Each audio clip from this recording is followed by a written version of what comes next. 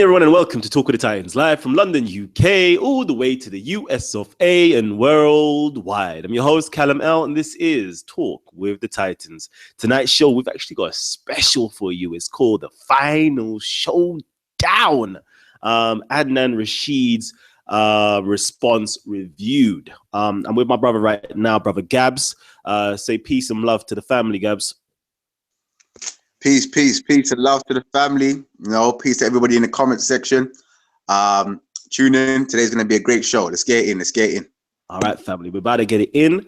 So again, today we're actually going to review the encounters that me and brother Adnan Rashid has had, plus the different shows that has taken place, or the different encounters on different platforms has taken place as well. So we're definitely going to go in. All I'm going to ask you, family members, could you please hit the like button right now? Just like away, man. We like to see those big thumbs up right from the beginning of the show.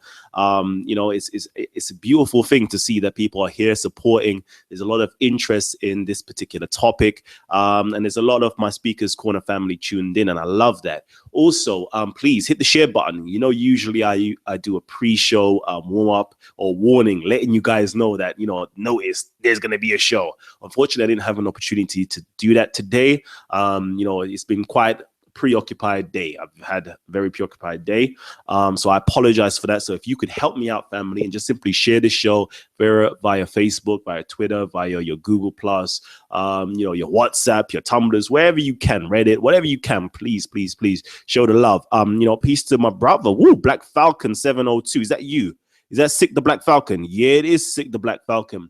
For you guys, at the end of Speakers Corner, you hear that music, popping off at the back. Okay, this is Sick the Black Falcon 702. He's here right now in the comment section. So if you want to show him love and ask him more about his music, please hit him up as well. Harry Singh, you've been going in today, family. I love that. Honey Pharaoh, I see you, Queen. It's going to be a beautiful show, so please stay tuned for it. First and foremost, let me just give you guys an overview of what shall be taking place today. So number one, to refresh everybody's minds as to what took place, what the initial challenge was. I'm going to replay the videos actually on Titans TV. All you have to do is go on there. It's brother Adnan Rashid versus Gary, Black Supremacy versus Islamic Racism, or something along those lines. I will definitely pull it up for you guys to see it. So that's where the initial intercourse actually took place, or discourse took place. And there was a challenge that was issued out based upon certain exchanges that me and brother Adnan Rashid had. Following up to that, there was a video that I, myself, and brother Gabs did. We was giving them the medicine, hashtag medicine 2017. We was going in. So, we was quoting different sources. I think we pulled up at least 6 different authors or books. And with inside of there, they were cited various different sources. So, the sources might have numbered up to about 10 plus, basically, of what we perceived as racism or derogatory and inferior comments towards Black people in general, Black Africans or Black people in general. So we quoted those different things there. Brother Adnan Rashid came up to me on Sunday, twice to be exact. When he arrived, he let me know, Kalam, I want to talk with you. Again, it's a lot of love and respect, for my brother Adnan Rashid. Don't you guys ever, I'm saying again, please don't you guys ever get it twisted where I have a disliking for Adnan Rashid or Adnan Rashid has a disliking for me. I don't know whether that actually is in the mix. We have a very cordial relationship with each other. It's very nice. As most Muslims within the Speakers Corner, we have a very nice cordial relationship where we can literally come together, sit down, have a meal, have great conversations, and have dialogues or conversations where we disagree with each other, but we humbly and respectfully disagree with each other. And as both of us are very well versed in our particular fields. We believe so we can have a very healthy discussion, very healthy discourse, very healthy debate when it comes to it. Elucidating certain points, and you lot can all learn from it of how it possibly could be done in the correct fashion, in the correct way. So so big shout outs to my brother Adnan Rashid, just letting you know that there is love there.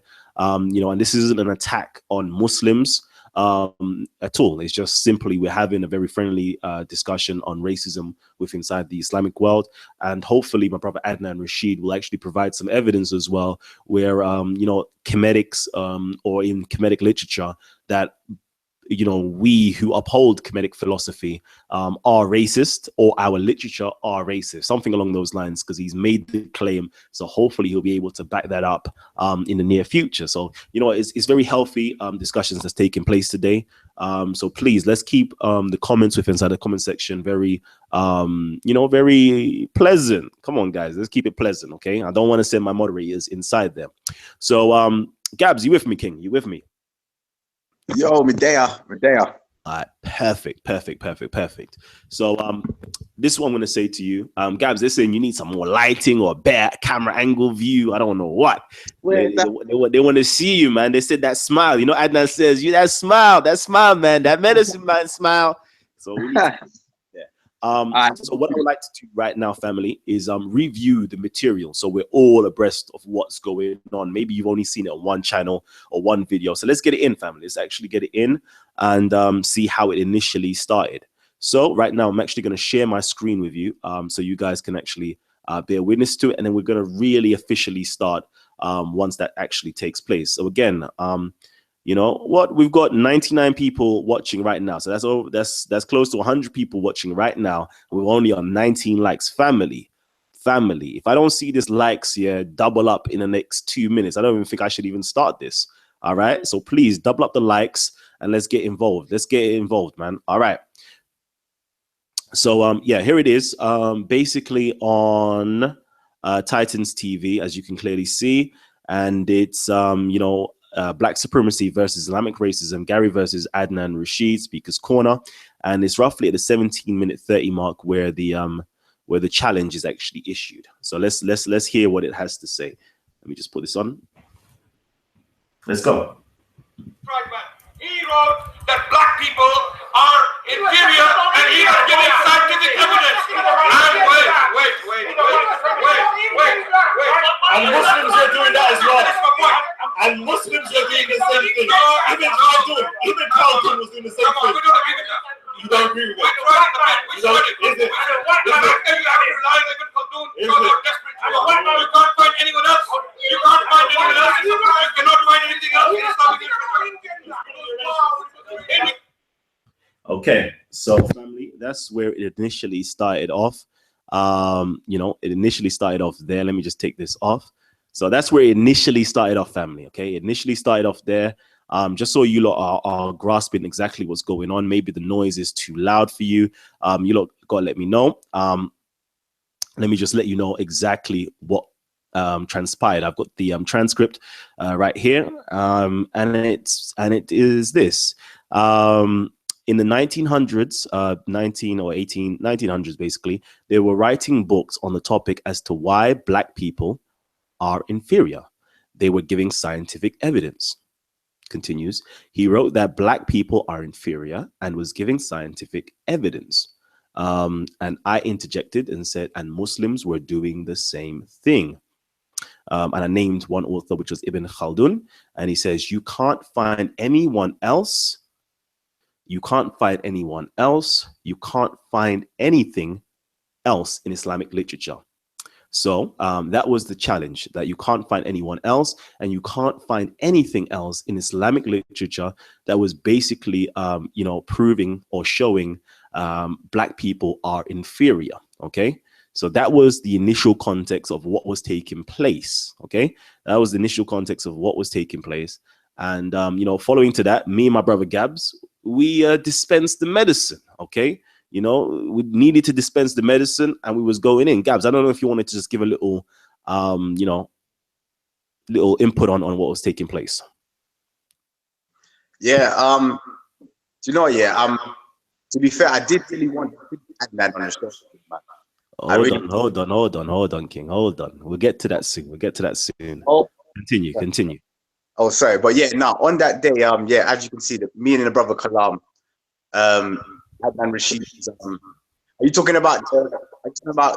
With Gary or on Sunday? No, I'm talking about the video that we did afterwards. So the video, is Adnan a closet? Sorry, are you a closet racist? Adnan Rashid. Yeah, that video. Okay, now that was a big video because obviously, we slowly had to reach out the medicine to some claims that the brother Adnan Rashid posed to us, saying that we were black supremacists, we are racist.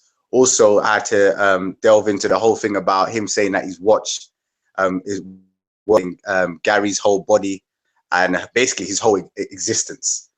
You know what I mean? So obviously in that show you saw, I broke down the importance of melanin, showing that obviously from Gary's point of view, he was right. Like the melanin is worth more than the gold, worth more than the watch that Adnan had. So we just had to break down some of these white supremacists, no, black supremacist chats that's been thrown at us and these racist claims. You know what I mean? Because I would love for the brother to show us, like the brother Kalam said, in our literature where we are racist and where we are black supremacists. Do you know what I mean? And then obviously the brother Kalam had to break down some of the points that he had against him as well. So that was basically my overview on that whole event. All right, excellent.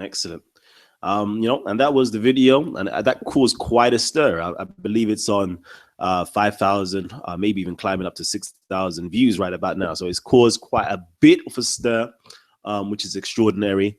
Also, Adnan Rashid wanted to respond to this. So initially, I spoke to my brother Abu Hamid, last week. Okay, so this is a week after that particular video. He advised me or informed me that Adnan Rashid is going to make a video for you. There's certain points in that video, man. He's going to come for you. So I was like, all right, cool. I'm prepared, man. I love that. It's going to be a healthy, sport-like, a battle of information. So I was really prepared. I was really waiting to see the video to come out. 2 weeks to transpire. This is the second week of Speaker's Corner. My brother Adnan Rashid came up to me, informed me that he definitely wanted to speak with me about, obviously this is only one thing he wants to speak to me about is that video. So I was like, all right, cool, let's get it in, family. Let's get it in. We can do this. So, so he said, I want to speak with you. And I'm like, okay, what do you want to speak to me about? All right, you want to do this? Okay, cool. I'm all ears to exactly what you've got to say, and then afterwards I'll respond to you. So just for you lot to see the video, because unfortunately, most people may have watched content over everything and didn't actually gauge what was taking place prior to that. So let me just show you from my brother Saeed's channel. So this is Saeed, Speaker's Corner. You can go and visit his channel. Let me just make sure I promote him correctly. Official Speaker's Corner channel, Dawa. Okay, so please go on there to see that video and support him as well. Video, I couldn't respond. That's right. So it's not fair. So what I would love for you to do, I think Adnan said he's going to make a response video. No, I wanted video so that you're standing here. When I'm talking, you can respond straight away. Instead of me making a video and then you making a video and then I make a. This is the best way to do it. Resolve matters once and for all. Talk to each other in a friendly way, like brothers. Yeah. So, we're friends here. So I want to get straight into it. What I dislike right now is that you've set up a frame that no. You set up a frame that I have to step into that you're very well versed and prepared for. No, but you're prepared. You're prepared for it. No, but you're already prepared. And I'm just coming here, and I'm like, okay, so what is it exactly you want to talk? But you said, no, come here first. And then there's a camera on, so I would like to know what it is first before I even step. This is exactly, you made a video making certain allegations against Muslims, against Islam, against me personally. And I'm here to respond in a very friendly fashion. Okay, and so that's what I'm trying to do. Okay. Yeah. So you titled the video, is Adnan Rashid a closet racist? Okay.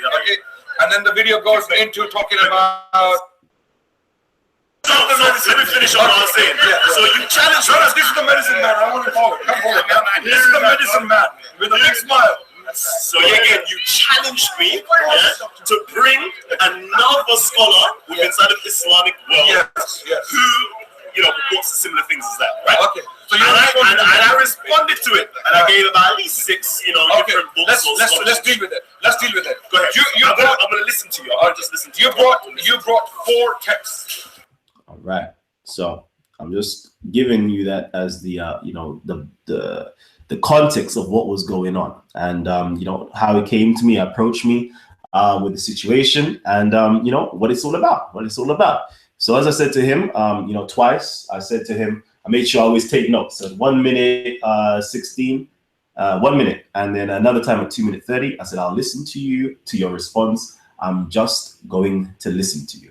So you can, you know, if you review the video, you can see all throughout the video, I was there. I was just listening and hearing what the brother has to say.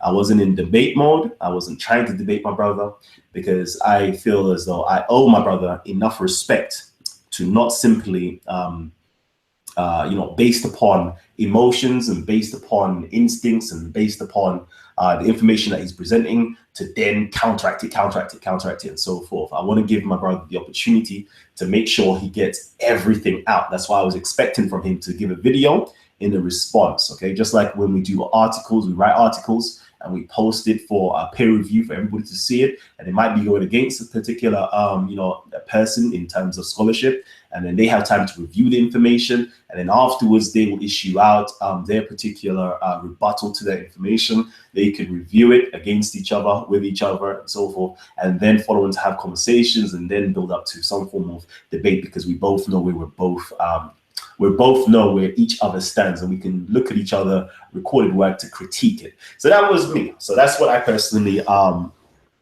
intended on doing. So I went on to the mode of being a sejem. So in ancient Egypt, or in Kemetic culture, we definitely have something, just making sure. Yeah, we definitely have something called sejem. Okay, sejem literally means ears. Okay, to ears. The term sejem literally means to listen. Okay, it can mean 3 things. Well, it means 3 things. Okay, listening, hearing, and then acting upon what has been said to you. Okay, so in other traditions, you may know it as having an attentive ear. Okay, that's number 1, having an attentive ear, and then understanding the information, whether you need to question it, to critique it. We also call it nikah. Nikah in you know, ancient Egypt, or Kemet again, means meditation, or to question in your head, to basically meditate over and reflect over what has been stated to you, and then afterwards arit, to actually act upon what has been stated to you. So that's the process that I went through during that discussion itself. I listened very attentively to what my brother had to say, and you know, I racked up 17 questions. I made sure, as you can see, I made sure I even noted all of them down. I reviewed the video, timestamped those questions in order to give Adnan a very thorough appraisal of his attempted, you know, not even attempted, his response, but attempted rebuttal to what was initially stated. So, you know, all here is literally all timestamped here. One of the first questions is number 1 at 7:05. Inside of Saeed's video, is it recorded in your literature? Number 2 at 8-minute mark, so why didn't Tabri leave it alone? 9 10. And number 3 is, so is Tabri a bad Muslim for going into the Judeo-Christian literature after the Prophet said to leave it alone? Number 4, you say it doesn't, I don't believe in it. Is there any where it says so, that Tabri says he doesn't believe in the literature? Number 5, so you're reading this into the text. At 12-minute mark, I'm looking for my phone to dispute the Ibn Khaldun pedigree. Unfortunately, I was recording at the time, so you can check this at the 12-minute mark of what was going on. You know, and then number 12-minute 30 mark, I put down, I'm restating the challenge. So I basically restated exactly what my brother had to say. It continues and continues and continues. To go into depth of what was taking place via that video. So I'm just showing you guys the method of correct scholarship. Okay, a lot of times at Speaker's Corner is based upon ego, everybody trying to debate each other, trying to refute each other. No, that's not the way it should go. As we clearly saw with my brother, what's the brother's name? Hamza. Is the brother's name Hamza? That was speaking with myself, you, and Sarah. Yeah, the brother's name, I think his name was Hamza. I didn't even catch his name, but I think somebody said his name was Hamza or something like that. Yeah. Definitely. So, you know, the brother Hamza was there. You know, as you can see the difference. Where somebody comes with the pretext that they know more, or you know, they're ready to actually debate somebody. No, that's not the right attitude to have. You should come to, you know, Speaker's Corner with the attitude of being humble, to actually listen, to actually learn something. That's the purpose that we're there for, freedom of speech and sharing information. And obviously, if you feel as though you can critique that information, that's when you involve yourself, in my personal opinion, in a debate style confrontation with another human being. Okay, that's when you do it. So obviously, I just simply had to sit back, listen to Adnan Rashid, and listen to him more speak, and really question what he has to say until I'm actually ready to analyze what he said, research what he said, and then give a proper, you know, rebuttal to what he had to say. So, number one, I'm going to go into this now. I'm going to go into this. And I'm going to say respectfully and humbly, Adnan Rashid, you know, Adnan, I was actually disappointed. I was thoroughly disappointed by what you was actually doing throughout the entire response itself. You know, I actually made some notes based upon what you was doing. Okay. You know, number one, okay.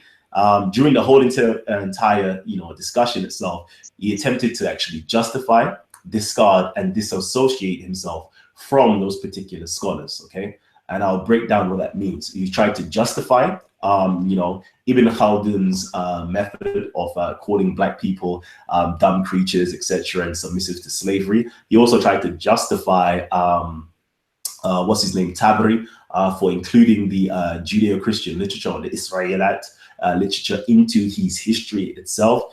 He also tried to dissociate himself from Ibn Masudi. Is it Masudi? I believe it's Masudi. He tried to dissociate himself from calling them, doing takfir on them, saying that they are, you know, Shia, and that he follows the teachings of Ibn Khaldun, not Ibn Khaldun, I was going to say Ibn Taymiyyah, who states that, you know, the 12 scholars are actually kuffar. Okay, so he basically says, I dissociate myself with them because he is not Muslims.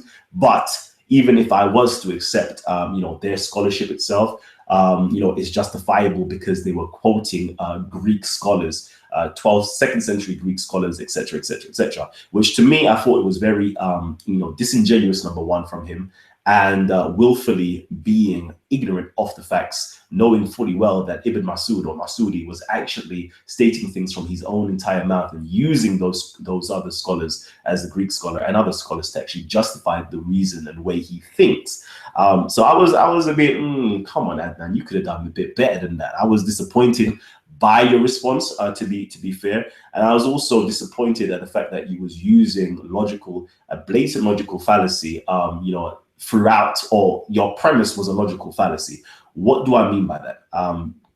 If you guys know anything about logical fallacies when we're talking about in the realms of debating, let me see if I can bring it up for you right now. So I'm going to try to share my screen with you, okay? The logical fallacy, what was the logical fallacy that I pointed out from the very beginning? Was called a red herring, okay? A red herring.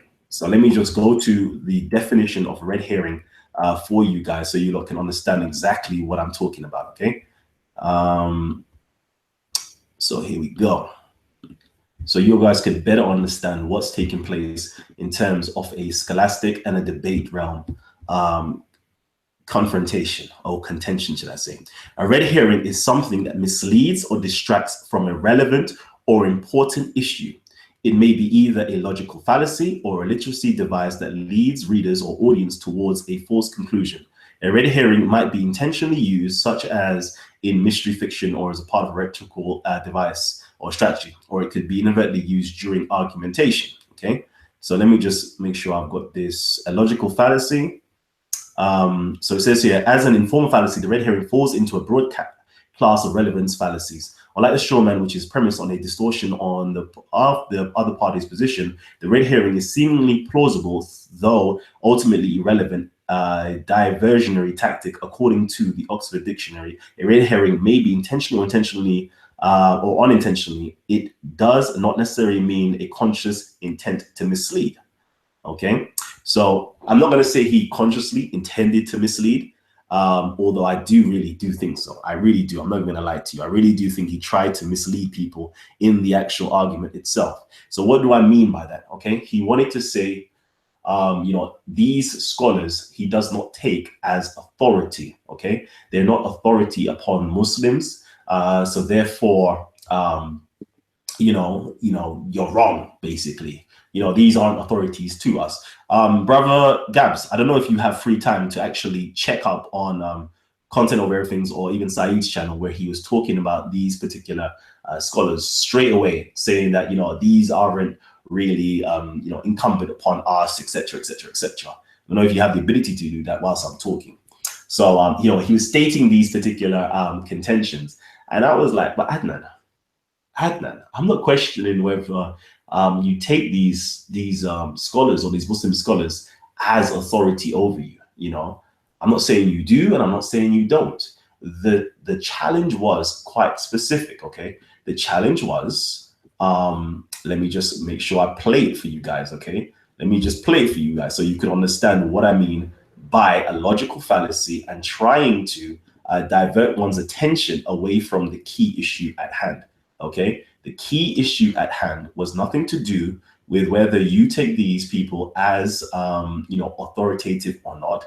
The key issue is this. He wrote that black people are inferior, and he was giving scientific evidence. And wait. And Muslims are doing that as well.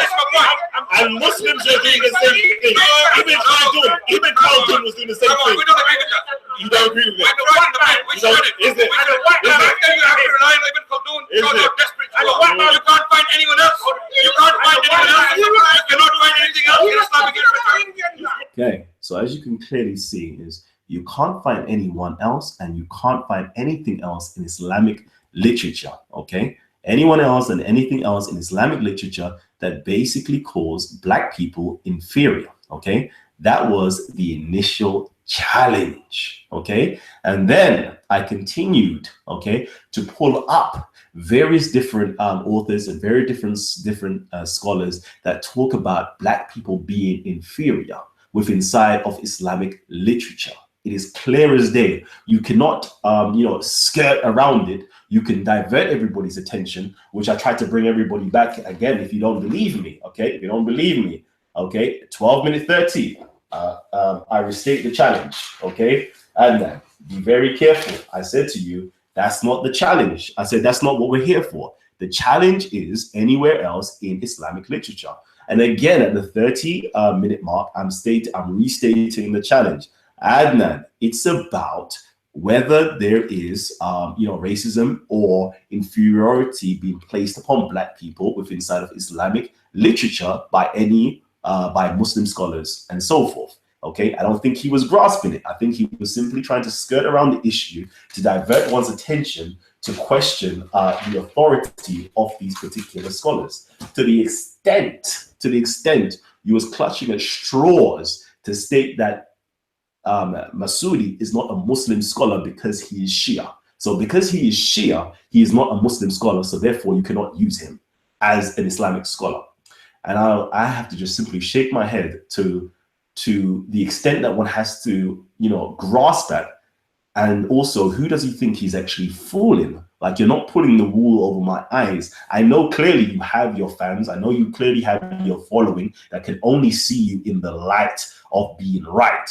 Clearly know that. I clearly know that. Even if you're wrong, they're going to say you're right, Adnan. I already know this. They're going to be giving thumbs down to these videos and say, no, Kalam, you're wrong, etc., etc., etc. But let's look at the facts. Let's look at the logical facts. Let's look at the evidence of what the debate was. Let's look at the premise, and let's look at the conclusion, okay? The premise was the challenge was you can't find anywhere else in Islamic literature where black people are being stated as inferior and so forth. Kalam brings up at least 6 different literature, 6 different sources, 6 different authors stating the same thing and citing other individuals within inside of their scholarship as well. You know, and then you want to skirt around it to state that it's not authoritative upon you. Who do you think you are fooling? Now, brother Gabs, are you there? Yo, brother, I'm here, man. I'm here. Let me take some time out, man. Let me take some time out, and you bring up some information, G. Yeah. Do you know what? Yeah, I went on to the content over everything. I was trying to see if I can find it, but that video was like an hour and a bit. So I'm not even gonna lie, bro. It would have taken me a bit of time to find that bit that you was looking for.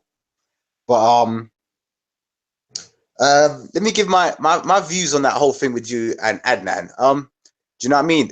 From my point of view, it was simple. You know, Adnan clearly said to you on the video with Gary, he clearly said that you're not going to be able to find any other scholar, any other Islamic scholar or literature talking about the slave, talking negatively about African people and Black Africans. Now, you went back and did the homework, bro. You went back, you did the homework, you did your research. Do you know what I mean? And you came back and you did a video showing what your research had led you to. You not only did you bring up one, not only did you bring up two, but 3, 4 different scholars, and there was probably more. That was probably just a little crumbs. You know what I mean? You clearly brought it out and you showed it. Now, obviously at the park, you know, Adnan seeing us and bringing it up again and saying, you can't use this person, you can't use that one. Oh yeah, that one, he's a scholar, but it doesn't really matter what he says. And this person, oh yeah, he's a Muslim, but it doesn't really matter. It's not his opinion. Come on, all of these things are just, to me, it's just excuses. You know what I mean? You've clearly shown in your research what it clearly says. We're reading, everybody was reading it together. You didn't make it up. Do you know what I mean? You didn't make up the literature that these people wrote. Do you know what I mean? This is their own writings. We're just bringing it forth. So for Adnan to now say, you guys are liars and you can't bring this person and and that's wrong. I just don't get it. I don't understand.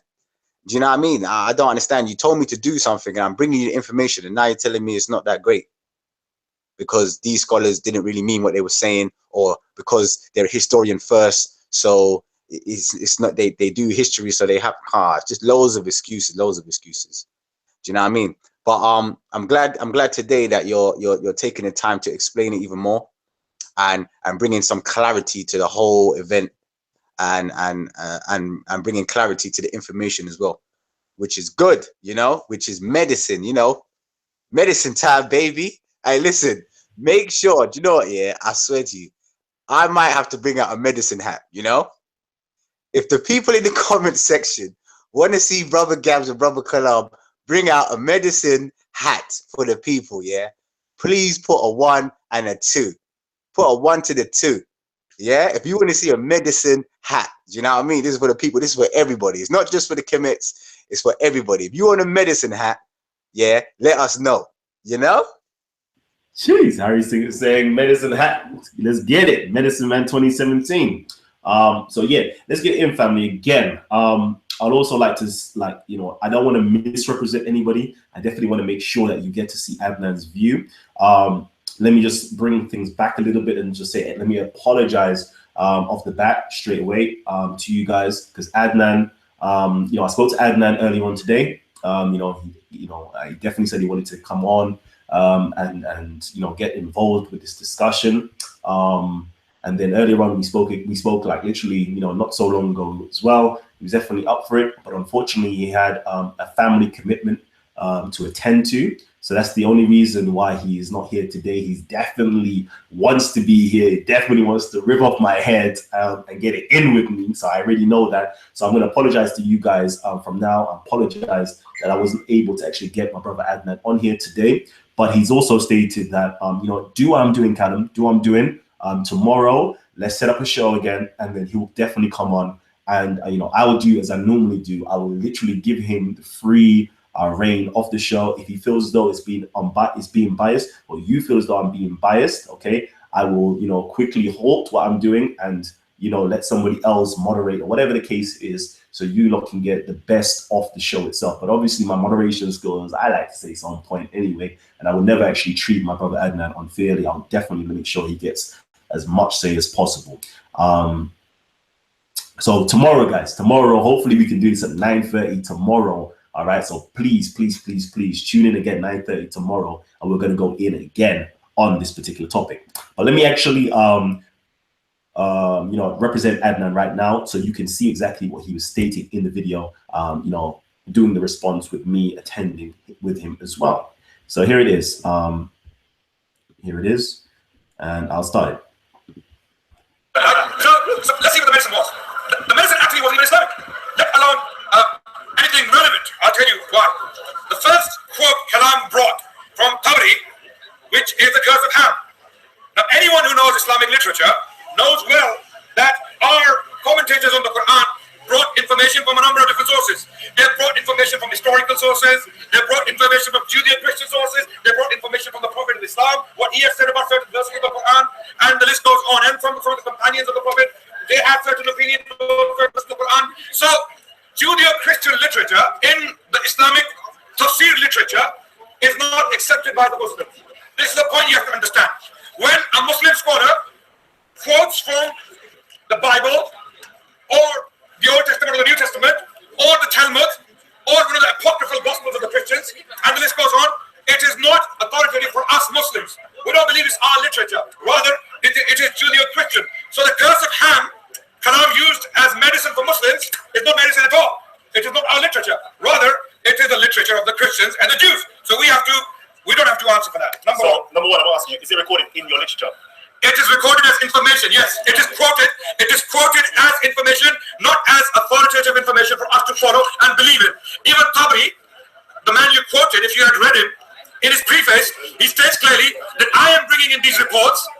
Some of them are authentic, others are not. And it is the Muslims, they have to now go and look at the chains and see what is authentic and what is not. In fact, the Prophet of Islam had told us that leave the Judeo-Christian literature alone. Do not deny it and do not accept it. Be neutral on it. It is not your literature. Leave it alone. So we have a hadith from the Prophet in this regard. No, that's out of the question. That's not medicine for us. So your medicine number one has failed. So why didn't Tabari leave it alone then? Tabari has actually brought a lot more. Okay. So my brother Adnan says, yeah, that medicine has failed. Now, Gabs, I want to see if you're clued up and whether everybody else is clued up as to what happened there. What type of wool did Adnan try to pull over our eyes? Adnan not only tried to pull wool over our eye, but I think he tried to grab for the silk, the cotton, the polyester. He tried to pull all kinds of sheets over our eyes because it's clear to see what just happened. Do you know what I mean? He was saying that basically the literature that was there, even though it was there, even though it was the guy put the stuff in the literature, you don't accept it. So if that's the case, if he's doing history, if someone's what would be the purpose of writing down something that you knew was foolish, that you're not supposed to read anyway, that the people are not supposed to take in? It doesn't make any sense. Then he said, another thing that got to me is the bit when he said about the Prophet Muhammad said to leave the Judeo-Christian literature alone. It's not for you. But something just clicked into my brain. If that's the case, why are the Muslims at Speaker's Corner always debating the Christians on the text and on their literature? If the Prophet said leave the literature, it's not for you, don't pick it up, don't deal with it. Why are Muslims now at Speaker's Corner going into debates for Christians? Is that a contradiction? I'm a bit confused now. Do you see what I'm saying? Definitely. I'm with you, my brother. The biggest thing is he tried to avoid. No, he had to even admit it because I even asked the question. That question was asked at, no, it was the first question asked, 7-minute 05 mark. Is it recorded in your literature? That's it. That's it. That's all I wanted to know from you. Is it recorded in your literature? Everything that you're saying else is completely irrelevant. Yes? Again, the task was to find anywhere or anyone or anything inside of Islamic literature speaking negatively or denigrating black people, calling them inferior. Curse of Ham is inside of Tabari. It's Islamic literature. You cannot skirt around it. You want to skirt around it and say, but is it authoritative to us? Yes or no? That is besides the point. I can answer that question for you if you would like. And I think I should answer that question for you if you like. And I will also show you the context as well. So my brother, Dow Digital is going in the comment section. I really wish I could get him on here as well. And he's asking. Sorry, bro. Sorry to cut you off. Yeah, Dow Digital is doing the most.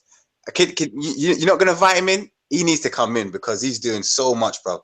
I would love to invite him in, but unfortunately, I don't have the tools to just simply invite him on unless he, subscribes to my Facebook. Go onto my Facebook, inbox me, Dawa, if you want to come on, and I can personally send you the link. Because if I send him the link via the chat section, everybody's going to be flooded in. So I can't have that, okay? So, my brother is saying, but why didn't you respond to him there? He was right there. Why are you taking it now? Laughing out loud and so forth. Again, I told you, at the beginning of the video, okay? At the beginning of the video, at the beginning of the context of when we was having a discussion, I said to Adnan, I'll repeat it. 1 minute mark, I'll listen to your response. 2 minute 30 mark, I'm going to just listen to you. That's all. That's all. I'm giving him that honor and respect, where if you want to respond to me, I'm only going to listen to you, okay? I was expecting a video reply from you so I can thoroughly analyze what you have to say. There's no point of me just simply, basing myself based upon, going off emotions or going off the spur of the moment and so forth. He's a scholar. I like to call myself a scholar, and we can have a very nice civilized discussion that can actually edify everybody else. Hence the reason why I issued out a video to him, and I was hoping you would issue a video back. Everybody can compare it, and then we can dialogue a bit further. So that's the reason why, my brother. Mike is down in the description box if you want it. Go downstairs in the description box. It's called Kalam, SPEL, Facebook link, and then you can go right there and I'll add you in. So yeah, that's it. So where was I going again? So before that, yeah, let's actually touch on the curse of Ham. Okay, remember the curse of Ham is actually Islamic. I want everybody to realize this. The curse of Ham is not actually Judaic or Christian. It's actually Islamic. What do I mean by this? In the Judeo-Christian literature, it is stated, who is stated was cursed. I just want to know. For those people who know Judeo-Christian literature, just let me know who was cursed. It was Canaan who was cursed. And then later on, we find within inside of Islamic literature that, guess what? Ham now receives the curse somehow, even though it clearly says curse be Canaan. So we can go into Islamic literature and we can find it, okay? So this is what I'm going to do right now. And I'm going to show you that it's not just simply in Tabari, but it's actually Tabari is quoting other Islamic scholars who is giving him this tradition, all right? So right here, okay? He's got it right here. This is the prophets and the patriarchs. I believe it is, what's the Arabic of it again? The Kitab al-Rasul wa Malukat, something like that. I can't remember the Arabic, but let's just go into it, okay? So this is volume 2 of it, okay? And it says, according to Ibn Humayd, Salma to Ibn Ishaq, okay? So this is originating from Ibn Ishaq as far as the Isnad, or the chain of narrations goes back to Ibn Ishaq, passed down to Salama, and then passed on to Ibn Humayd, and then given to Tabari. So we have at least 1, 2, 3, 4 generations where this particular curse of Ham is being issued out and spoken amongst the Muslim community.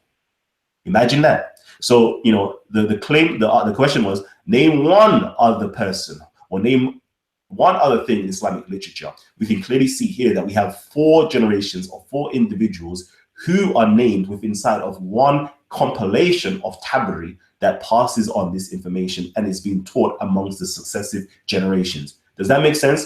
Do you understand what I'm talking about? Okay. So it then talks about, like Shem and, Noah was naked, etc. And Ham, came in and then so forth. And it says here in the Hadith, the people of the Torah claim that this was only because of the invocation of Noah against his son Ham. Okay. This was while Noah slept, his genitals were exposed and Ham saw them, but did not cover them and so forth. The others threw a garment over it. Let me just get to the main point here. When he awoke from the sleep, he knew what Ham had done as well as what Shem and Japheth had done. He said, cursed is Canaan ibn Ham. slaves will they be to his brothers. Then he said, may God, my Lord, bless Shem, and may Ham be a slave of his 2 brothers. This is where the curse of Ham now comes in. This is actually, Islamic literature that introduces in as far as I'm aware, and as far as the literature that I've read explaining to me about the curse of Ham, it actually originated within inside of Islamic literature that passed on again back into Christian literature in European slavery. Okay, it was initially the curse of Canaan in Jewish literature, then it became the curse of Ham. Okay, may God require Japheth and so forth, dwelling places Shem and Ham, be a slave to them. So Ham is now being called a slave, although the curse up here is upon Canaan. Okay, so this is in Islamic literature. I am not making it up. I'm not doing anything of the sort. You can read it for yourself. Okay, I'm not saying that you Muslims agree with it or disagree with it. I'm stating simply that it is inside of Islamic literature. Unless you want to say that Tabari is not Islamic literature, like it is inside of Islamic literature, isn't it? It's even further quoted and cited by other Muslim scholars or prominent individuals such as Ibn Ishaq, Salama, Ibn Humayd, and then finally down to Tabari itself. Okay, so we can clearly see that this is in Islamic literature. Okay, it even further says that others besides Ibn Ishaq have said that Noah prayed that prophets and apostles would be descended from Shem, and that he prayed that kings would be among the descendants of Japheth. He began with a prayer for Japheth, and in so doing gave him precedence over Shem. He prayed that Ham's color would be changed, and that his descendants will be slaves to the children of Shem and Japheth. Again, the curse is upon Ham. Okay, the curse is upon Ham, and it's saying that Ibn Ishaq has said this, but not just simply Ibn Ishaq, others besides Ibn Ishaq. Okay, so that lets you know that this tradition, yeah, even though it is compiled or now stated or cited within side of Tabari itself, it's saying others. Others is not simply one other, it's not simply 2 other, it's at least 3 individuals plus that has stated these things. Are you with me? Because it's saying others. It would have simply said such and such person says it as well, or 2 other individuals says this as well, but it says others. So he's allowing you, he's letting you know, it's inferring that there's much more other people that carry on this tradition. And let us see who else carries on this tradition. So let's actually look to see who else actually carries on this tradition amongst the people of Islam. So let me just jump to it now. Here we go. So, okay. It is related by Damra ibn Rabia ibn Atta, his father. Okay, so this is somebody who was amongst Ibn Abbas. He was somebody who was amongst the Sahabas that related this story to, that it finally went down to Damra. Okay, it finally went down to Damra ibn Rabia. Okay, and that's where Tabari gets the story from Ibn Atta. Okay, and we can go back and find out who these individuals are. Okay, you could do a quick Google search or Wikipedia search and you see who these people are. They were actually companions to do with the Prophet. Okay, and it says here, his father, Ham begat all those who are black and curly haired, while Japheth begat all those who are full faced with small eyes, and Shem begat everyone who is handsome of face with beautiful hair. Noah prayed that the hair of Ham's descendants would not grow beyond their ears, and that wherever his descendants met the children of Shem, the later would enslave them. Okay, so he's saying here that Shem's descendants would enslave Ham's descendants. Okay, Shem's descendants will enslave Ham's descendants. He describes the color of Ham and his hair and so forth. Okay, this is what it's saying inside of Islamic literature, and Tabari is quoting other sources that's backing this story up. It's not simply Tabari coming up with these sources. It's not simply the Israelite literature that's saying these things. It's actually the companions of the Prophet or the Tabain and other individuals that come successively that state the same thing generation after generation. At least 3 generations, yet again, has said the same thing. Okay, the first one was coming from, you can say, oh, Ibn Ishaq got it from Israelite sources, and then now Damra ibn Rabia got it from Ibn Atta from his own father, who is definitely a companion of the Prophet, got this information and passed it on succession after succession after succession. So is this inside of Islamic literature? Yes or no? Are these people Islamic or Muslims? Yes or no? And we clearly know the answer to this. So please, Adnan, stop skirting around the situation. We've got you here, Adnan. Please just admit you're wrong, Adnan. Okay? Save yourself the embarrassment. And I'm going to do it like that because I know you can't help yourself but to respond. And I love you for it as well. Okay? So that's that. But let's ask ourselves this question, okay? Because, my brother Adnan actually brought something up that I actually, found very interesting when he says, this isn't authoritative upon us, etc., etc.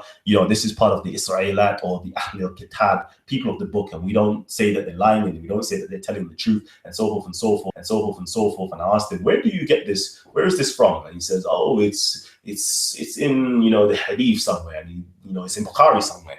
And then, brother Bahari Jab came over and he presented something and he says, yeah, it's definitely Sahih. And I was looking at him, you sure? Like, yeah, Sahih. I'll find Bukhari, it's in Bukhari for you. So I definitely did my search. I definitely searched throughout the whole Hadith collections. I definitely found it. It's actually in there. So I'll give it to my brother Adnan. I give it to Mohammed Hijab. It's actually in there. And it's actually, in both Bukhari and inside of Muslim as well. That was very interesting. But I wonder, where does this come from? Where does the whole idea of Ham being the father of the Africans and so forth? Did the Prophet actually teach this? And guess what? I actually found inside of Tabari where the Prophet actually taught this information. Again, this is on page 20. It says here, the accounts received from the messenger of God and from the scholars before us concerning the genealogies of the nations who are on earth today, according to Ahmed ibn Bashir. And it quotes, continues to quote from Al-Hassan from Sumra, the messenger of God said, okay, so this is the Rasulullah, this is the Prophet. He clearly said this. Shem was the father of the Arabs, Yafef the father of the Byzantines, and Ham was the father of the Abyssinians, okay?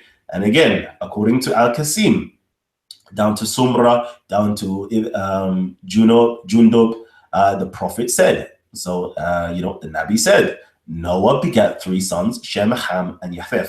Shem was the father of the Arabs, Ham was the father of the blacks, and Yafef was the father of the Byzantines. And it goes on again. I can give you more sources up here that clearly gives an Islam, clearly gives a train of narrations where the Prophet actually taught about the nations, about the 3 different sons, okay? 3 different sons. So we know he taught the Israelite literature.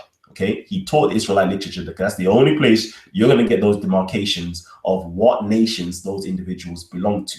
Because just simply reading Genesis, you will never tell who is black, who is Arab, and who is European. You can't tell by that. You need to get the further explanations within inside of the Talmud, within inside of the Mishnah, etc., etc., etc., to actually fully comprehend that.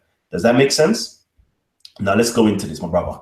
You with me? So family members, again, if you're loving this information, yeah, family, if you're liking this information and you love what we're doing here at Talk with the Titans TV, and you love these types of discussions and debates and so forth, please give us a big thumbs up. Let us know that you're feeling this information. And if you're not feeling this information, like, what's going on with you? You have to feel this information, because when Adnan comes tomorrow, he's going to be dropping the heat on me. I might be dropping the heat on him today, but tomorrow, oh man. So please give us some likes. Let everybody know about this show by even just hitting a like and supporting it. You're going to let other people be aware of this particular show. So when Adnan comes tomorrow, it's going to be fire.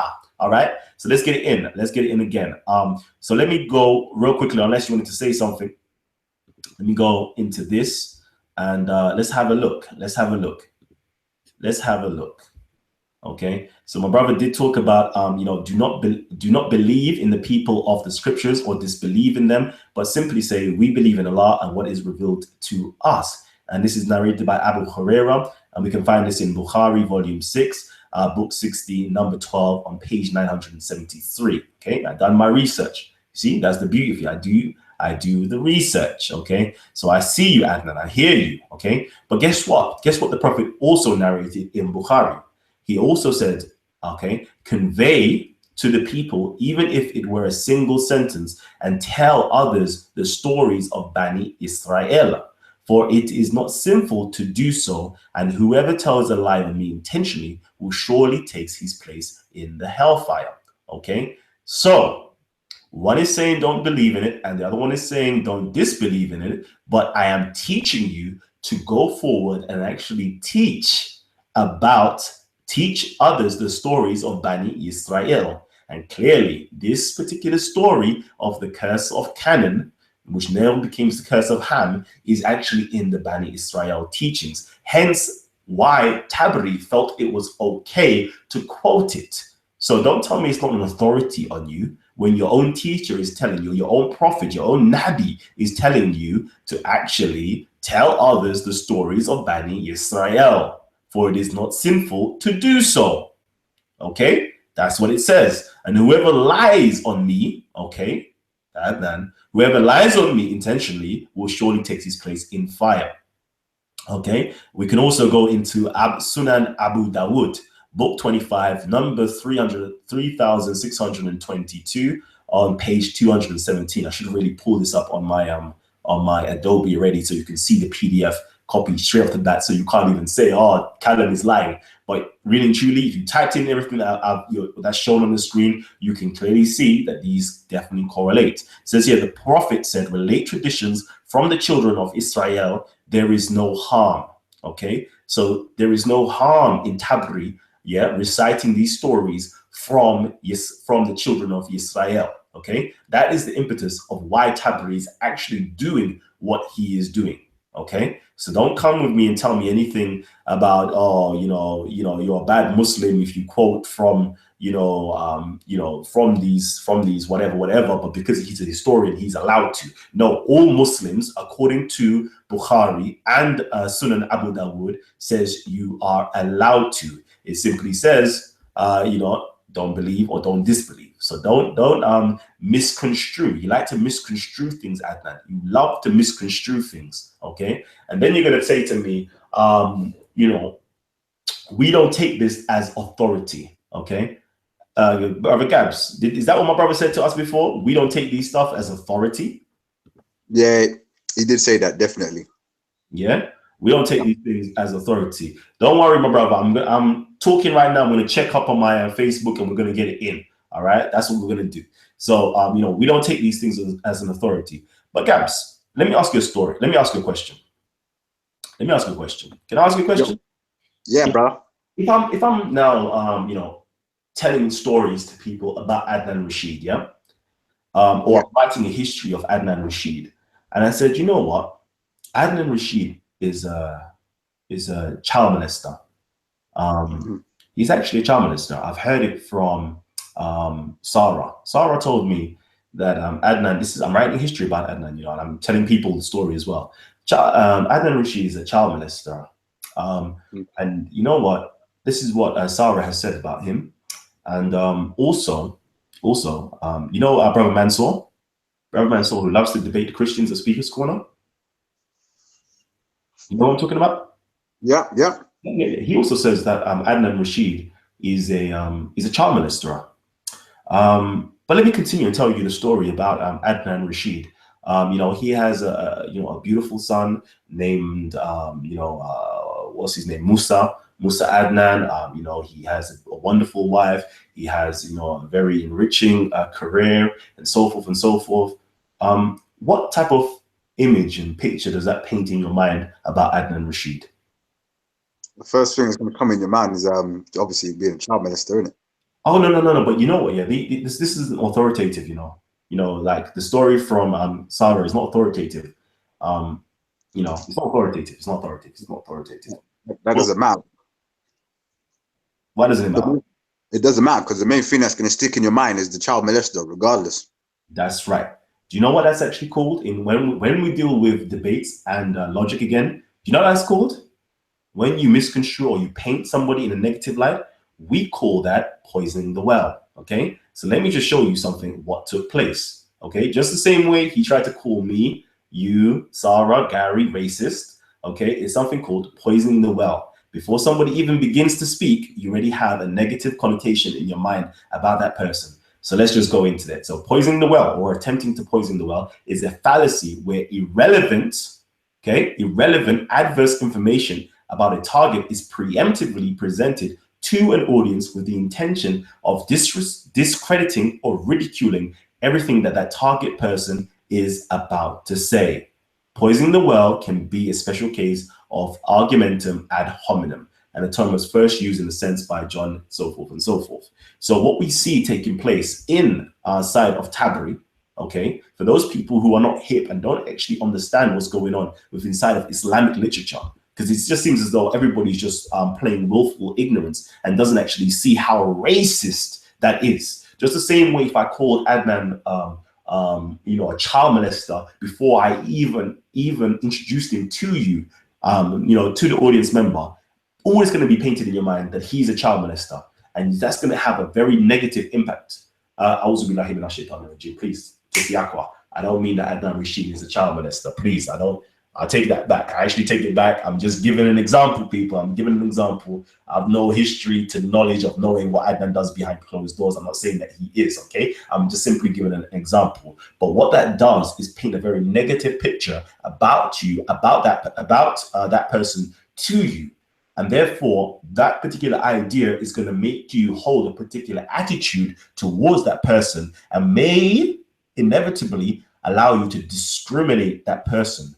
Okay, you may now look down upon that person and act upon looking down upon that person. So we can see inside of Islamic history, okay, inside of Islamic history, where Black people, the first thing you learn about them in history, just as the first thing you learn about them in history over here in the UK and the Western world, is that Black people come from slaves. Do you know what type of negative inferiority complex that breeds in the minds of the people themselves, and also breeds amongst the other, you know, Europeans, Asians, and so forth about Black people? You've just done that with inside of your Islamic literature. This is a history book. This is like the first Islamic history book. When children go to the madrasa, okay, attached to the masjids and so forth, and universities, they're learning the history, they're learning the geography of the world, and learning the very first thing that they learn in these history lessons, in these geography lessons, is what?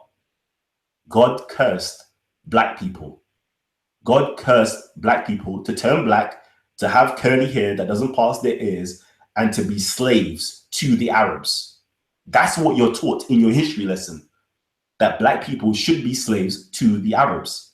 Come on now.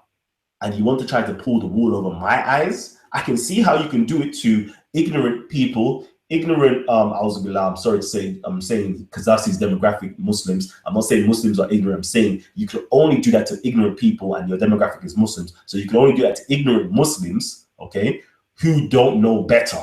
But for somebody who knows better, you can't pull that wool over my eyes, okay? Clearly, Islamic literature, this particular Islamic literature, okay, and the people quoted and cited inside held very negative, derogatory reviews of Black people, and that would influence other people to have racist, prejudiced, and discriminatory views of Black people. Hence the reason why we see it so rife inside of Islamic countries where Black people are and have been enslaved and continue to be enslaved today. We find it throughout the Islamic world that you know, a casual nickname for them is Abid. And don't tell me this doesn't happen, because we clearly know we have so many Muslims go to YouTube, go to Facebook, go onto news articles, and they're complaining about being called Abid. They're literally being complaining. It's like today, my brother. It's today. Just imagine if Europeans were still calling you nigger. Because that's what the term is equivalent to, nigger. And you want to tell me that this literature doesn't impact or influence you know, other Muslims to think negatively about Black people? Come on. Anyway, my brother, jump in, man. Jump in. Yeah, are you gonna invite Dawa Digital on? Oh yeah. He's saying that he's running out of time. He's been sounding the alarm for a good 5 minutes now, bro. He really wants to get in, so I'm really interested to see what he's gonna say. Do you know what I mean? I think the people as well want to see what he's gonna say. I don't know how he's gonna try and refute anything you're saying, because it's real peak right about now. You know what I mean? So yeah, try and see if you can get the brother in. And yeah, but on the points you were saying, brother, it's true what you're saying, man. Do you know what I mean? Kids that's growing up on these texts where they're seeing that religious texts where they're seeing that God's people are cursing black people. Of course, it's gonna paint a negative picture on people's outlook on black people. Period. It's not rocket science. We understand this. Do you know what I mean? It's not nothing hard. Do you see what I'm saying? So everything you're saying is 100%. Do you know what I mean? There's no you're not making anything up, you're not adding anything. So it's just straight this is just straight facts, you know what I mean? So that's what I got to say, really. That someone just coming in. All right, so this power is here. So my brother, you have the freedom to you know, speak. I'm definitely trying to find some other stuff to actually bring up, so that gives me an excellent opportunity to just relax. So go ahead, King.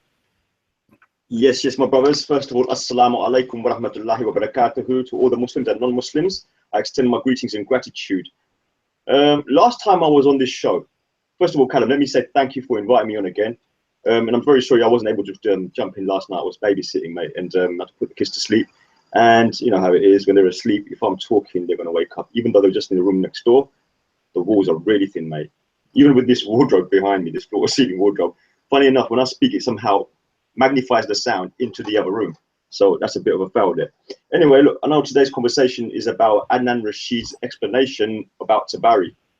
Okay, first of all, I want to start by saying, are you aware of the historical method regarding comparatives? Just a yes or no answer would suffice for me, so I know how to proceed. Yes. Okay, so the historical, just for the viewers who don't know, the historical method regarding comparatives was invented by a man called Herodotus, who lived in the 5th century BCE. Are you aware of this? You're saying something new to me. Go ahead. Right, Herodotus was he's known as Herodotus of Halicarnassus. Now, this is very interesting. I'll tell you something about this guy, right? He's hated by the children of Israel. He's hated by the Jews. The reason being is because his very first story in Book 1, Volume 1, was about a man called Cyrus, who is a Persian. Okay? Right. Now, Cyrus, obviously you know him as Cyrus the Great. That's how we know him through history, but I called him Cyrus the Persian, because to me, the only great is God. Okay? Anyway, to move on. The historical method of comparatives was made, was invented, or how do you say, I wouldn't really say invented, but first recorded by a man called Herodotus. What he did was he'd take the stories from different people which used to come, usually bash heads with each other, stories that didn't always align. And he used to basically present them all, not as a fact, but rather a curious study that one must investigate in order to get the comparative method. Now, I'm sure you're aware that history is always written by the pen, which he always wins, the hand that always wins, right? So if Europeans, ethnically wiped out the, the Aborigines of Australia, the Australians wouldn't have a voice with which to speak because the Europeans would have wiped out their voice, right? So it doesn't necessarily make the Europeans correct. It just makes the narrative that they push the main one. That's what we call the, so what happens is you end up with a very one-sided sort of history, okay? Now, to explain this further, right, and I want you guys to really pay attention to this because this is very important. I study history, I teach history, right? I teach history, believe it or not, right? So what I'm going to say next is going to be of mass importance to you. History is always written by the victor, okay?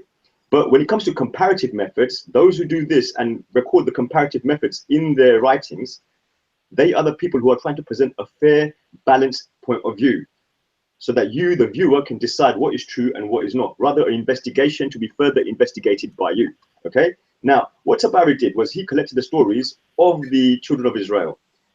And many children of Israel, many Jews, for example, the Yafibi Jews who converted to Islam, all had their own tales and narratives. This is in Medina, okay? So what we have is we have a point in time where Muslims were learning histories from another people. Whether they rejected them or accepted them was beside the point. What happened was they were learning how to address a method which they never knew before. Now, what I found you've done is you've taken a quote out of Tabari and claimed it as a Muslim opinion. This is not true, Kalam. This is not true, and I'll tell you why. It's very wrong what you're doing, by the way. You, as a black man whose history has been warped and messed around with, should know better than to apply the same tactics to Muslims, which the Europeans have applied to your own people. This is very wrong. Wait, I'll let you come in a minute, Kalam. Please let me finish. Right. First of all, Tabari was a comparative historian. This is a granted fact. A comparative historian doesn't necessarily say this is true or this is false. Nowhere in his books will you find him making a claim that this is true or this is false. All he did was present the findings that he the research that he did as a comparative historian. Now, this is the correct method. So when Adnan was explaining to you that what Tabari did was the comparative method, I think that went way over your head, mate. I really did, right? First of all, look, for example, you tried to pull out a comparative method earlier on, but it didn't really work out. You made a comparative method regarding, well, a compromised comparative method regarding Adnan Rashid being a paedophile, and you heard it from Sarah and you heard it from Mansour. That's not a comparative method. That's what you call pushing a certain narrative via two witnesses. Yeah, a comparative method is something regarding history, not defamation of character. It really isn't. And secondly, regarding the color of skin, Muslims do not even pay this any attention. We have adjectives. I've got something up here. Find it on my other computer. 1 second. I'll come back to that in a moment. The main thing is the comparative method is something which is used to understand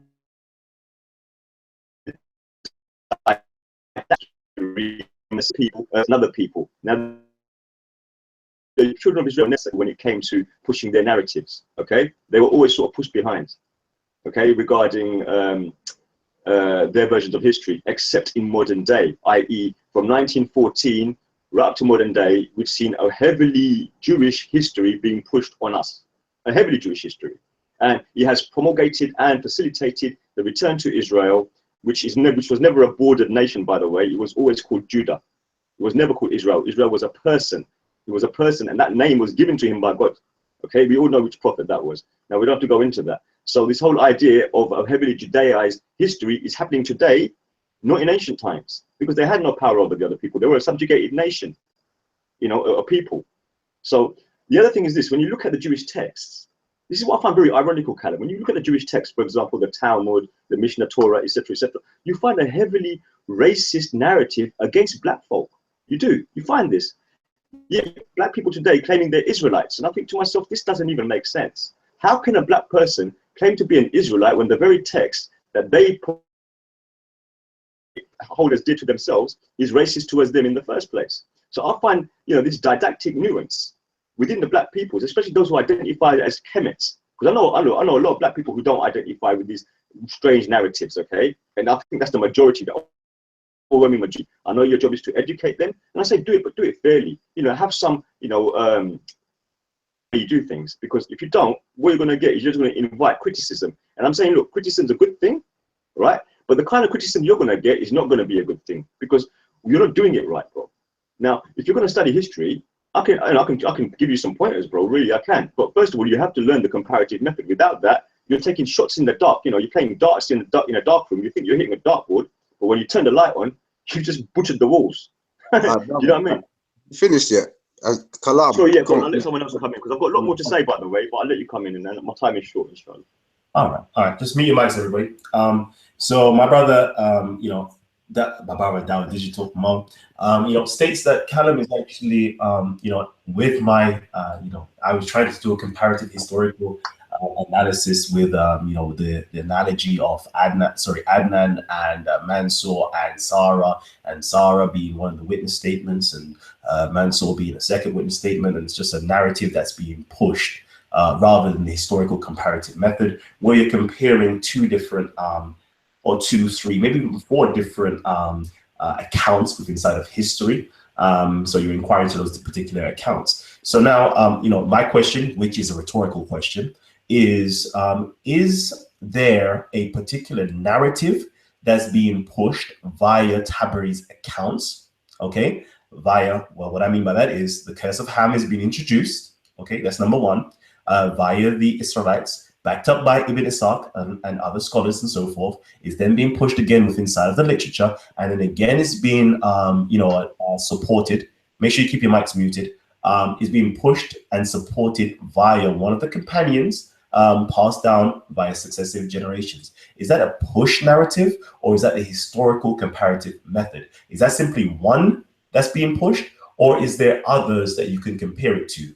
Because all I'm seeing via that is negative, derogatory, and denigrating usages of languages being applied to Ham or Hamites, or even what we would say Cam or Camites. Okay, so that's what I particularly see. Let me know what you particularly see, and let me give you an incident where this is comparative, where this is a comparative method. Okay, so for example, a comparative method is, okay, let's see what Ibn Ishaq says. All right, he says such and such. Let's see what the Israelites. Okay. Make sure, hold on, I haven't finished. Okay, sure. Your mic's muted. Let's see what the Israelites, Ibn Ishaq says, and the companions say. Okay, that's what they say, but it's all the same narrative. Let's see if we can find something else that critiques it or go against it and weigh up the odds. So let us go into Herodotus. You quoted Herodotus, so guess what? What I'm going to do right now is bring up a book like Herodotus. If you're writing a history, an inquiry into accounts that took place in history, of course you know about Herodotus. So why didn't my brothers bring up this particular quote? So I'm quoting from Herodotus, book 3, chapter 20, and it states here, as soon as the Ichthyopagi, arrived from Elephantine, Cambyses, having told them what they were to say, forthwith dispatched them into Ethiopia with these following gifts, to wit, a purple robe, a gold chain for the neck, armlets and alabaster, box of myrrh, and cask of palm wine. Now, let me just further continue and make my point here. The Ethiopians to whom this embassy was sent are said to be the tallest and handsomest men in the whole world. That would be a very nice comparison right there. That would be a very nice historical comparison to bring up other, individuals in history, such as Herodotus, such as Diodorus Siculus, such as Marcellus, and so forth, speaking about the blacks and the Ethiopians and so forth, and give them another narrative of how blacks have been perceived throughout history, and not just simply a one-sided way where you're trying to promulgate a narrative stating that black people are inferior and it's okay to enslave them. I'm going to yield the floor to you, my brother. So go ahead.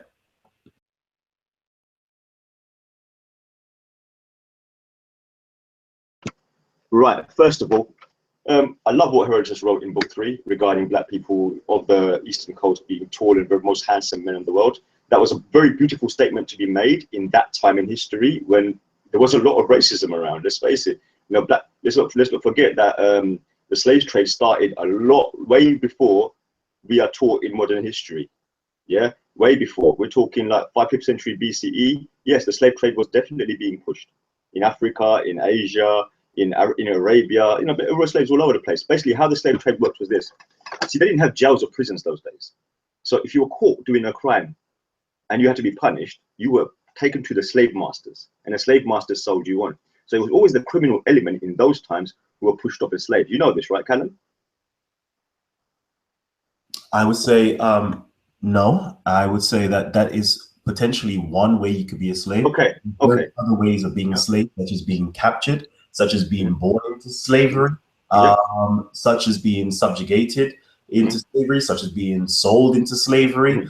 There's various different ways. But what you've mentioned are the, so you're mentioning all the reasons, which I also agree with, by the way, but these are exceptions to the main rule. The main rule was that if you was a criminal, in those they didn't have prisons, mate. They didn't have prisons, right? So what they did was they put you in a slave camp, right? So I'm not disagreeing with you, but I'm saying what you're citing are exceptions to the rule. You cannot use these as a main narrative. You have to present things fairly as an historian, because this is also part of the comparative method assessment. Yeah? Okay. Now, with regards to what you said regarding, sorry, just backtrack a bit. What did you say just before that? Because I was trying to comment on something. So my rhetorical question that was placed to you, that the false analogy, in the sense that it was a push narrative rather than what what's his name, Tabari did, which he done a comparative historical method, etc. And I'm simply stating exactly what he did is exactly what I did. It was a right analogy where I'm quoting Sarah. I disagree. Companion, I'll tell you why. Same thing. So go ahead. I'll tell you why. History, right? First of all, you mentioned 2 hadith regarding the Prophet ﷺ. I don't see them as contradictory. I see them as this. Look, first of all, do not accept or reject anything the children of Israel say as truth. Yeah. Secondly, do talk about what their stories. And that is basically giving us the idea that this is true journalism. You're reporting facts or you're reporting stories. Yeah, this is true journalism. So in that sense, you can say that Islam, the Arabs of Islam, were being taught how to be recorders of history or being true journalists. And there's nowhere in Tabari does Tabari say that what this person said is truth. So believe it. Had he said that, you know what, Kalam, you'd have a point, and I put my hands up and say, you know what, you got me, bro. But I know I've read Tabari. There's nowhere in the books does it say that. So what you're being taught is you're being taught a methodology, right? And the thing is, when you make the comparison doesn't stick, because what you've done is you used a theoretical situation, right, in your mind to push to us, the public, regarding Adnan being a homosexual or a child molester or whatever the comparison was, by 2 eyewitnesses. Even in Islam, you need 4 eyewitnesses, first of all. And to get 4 eyewitnesses for some derogatory act like that is very difficult to do. Yeah, you know this, right? So this is what we call the witness statement method. Okay, a witness statement method is not what we call comparative history. It can't be. It's not comparative. It's basically it's to do with witness statements itself. Now, this is the same thing that the British courts and all courts in the world use in order to prove a point, in order to prove someone's innocence or to prove their guilty nature. Okay, so what you're doing is you're confuddling the issue. Yeah, I would ask you to basically be a little bit more contextual in your assessments, because when you do this, it doesn't really show any signs of intelligence, but rather ignorance in your methodology itself. I'm not calling you, but I'm not calling you ignorant. I'm saying in the methodology, yeah, because I've got bare respect for you, bare love for you, brother. But I'm trying to show you how to do it right, yeah, because to be honest with you, look, I've got black in my family, right? I've got white in my family, and I'm an Indian, right? So for me to be racist is stupid. Yeah, I love my family. Bottom line is I love my family. Kids are mixed race, man, from different races, man. When you see them playing with each other, they don't care what race they are, right? Islam does not teach racism.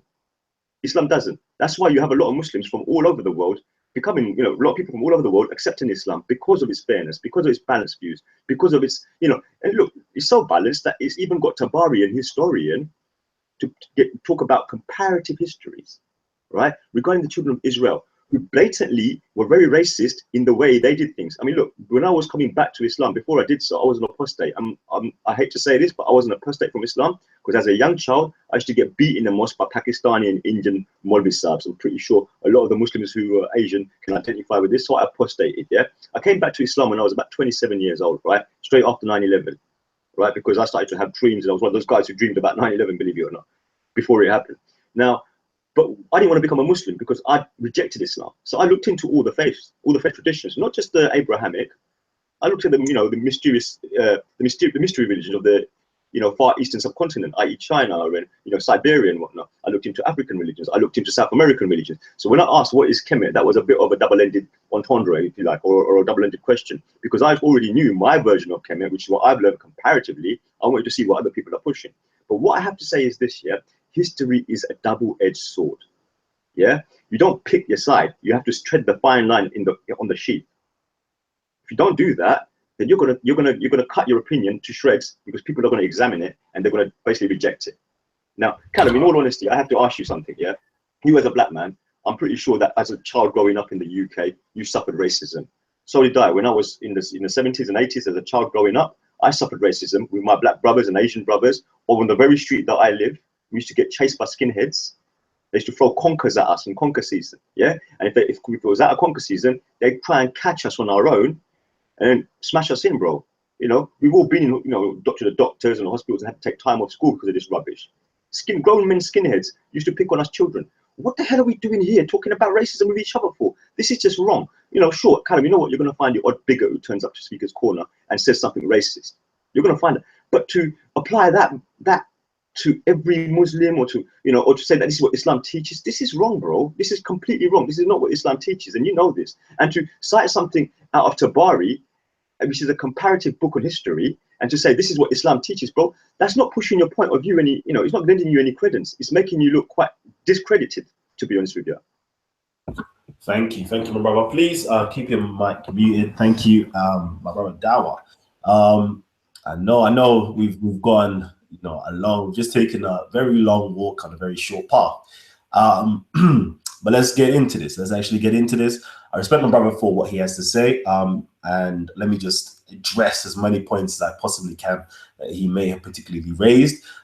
in terms of racism inside of Islam and so forth, I would literally have no need, okay, as I've said before in a previous video, I should have no need to be talking about racism inside of the Islamic world. It's none of my business, to be honest with you. It should be none of my business. Not to say it's none of my business. It should be none of my business. It should be my other black Muslims, my other Asian Muslims, my other white Muslims, my other Muslims in general, okay, to draw attention to the racism that's taking place within inside of the Islamic world. Let's not pretend that the Islamic world, okay, I'm saying Islamic world, I'm not saying Islam right here, I'm saying Islamic world, the people in Islamidom, okay, I don't know, there's no term for Islamidom, but you know, we say Christendom, but let's just say Islamidom. I'm making up a new word right now, okay? We know that there are Muslims that are clearly racist. We can't skirt around the fact, we can't hide from it, okay? So we can definitely establish that. All I'm simply doing is thinking to myself, okay,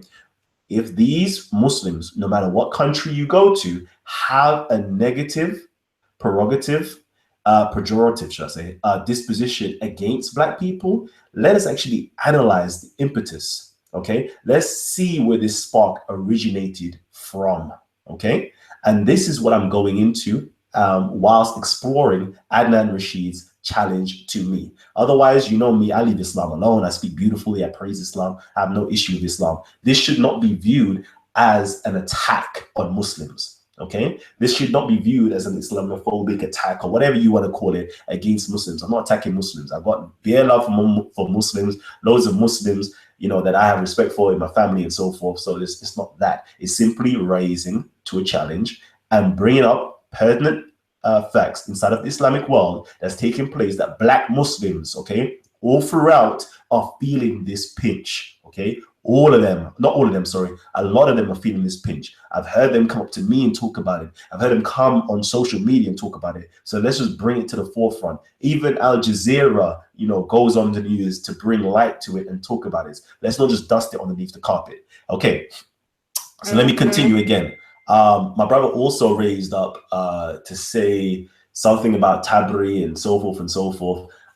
Again, as I'm saying to you, okay, Tabri does not do something which you think is fair, okay? He's only painting a very one-sided picture about African black people within inside of his literature, okay? And again, let me put it like this, okay? If I don't want to use your name, let me go back and use Adnan's name, because what you put out into the atmosphere is very dangerous, okay? If you never knew Adnan, you never were introduced to Adnan at all, okay? And I came up to you, my brother, okay? Just as the same way other individuals have done this about me at Speaker's Corner, okay?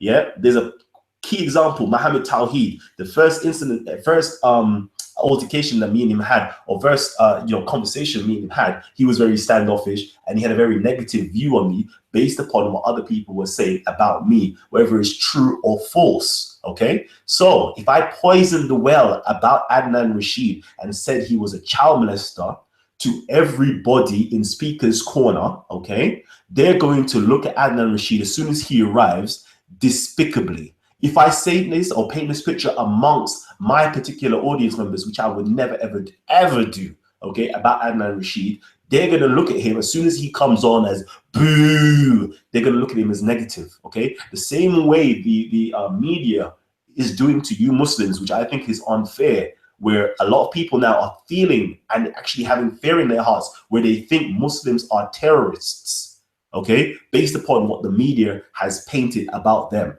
okay?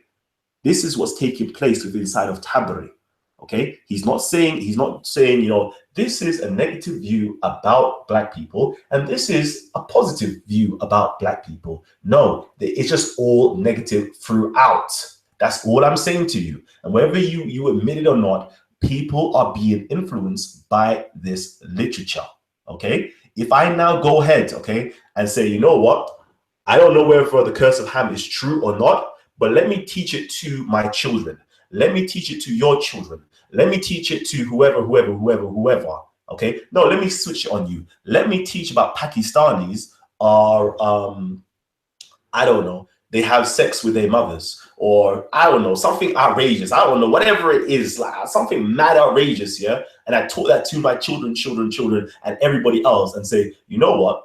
I don't know whether it's true, but I don't know whether it's false. But just, you know, it could be true, it could be false. Just hold it in your mind. It could be true or it could be false. Every single time my children will look at you, look at, I'm not saying you, whatever race you're from or whatever nationality or ethnicity you're from, every single time they look at a Pakistani person, in the back of their heads, they're thinking, did this person have sex with their mother?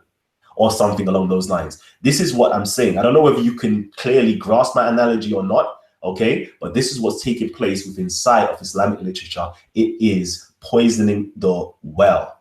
Muslims are not learning anything positive from the get-go in terms of a history lesson about black people, unless there's a concentrated effort to change their mind and perception. You know, it's really strange, Kalam, because most Muslims don't even know about Tabari. They don't know who he is, yeah?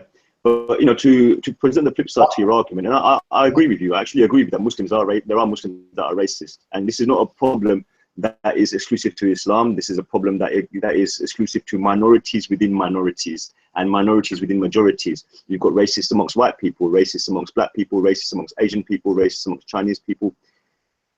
Though, it really isn't.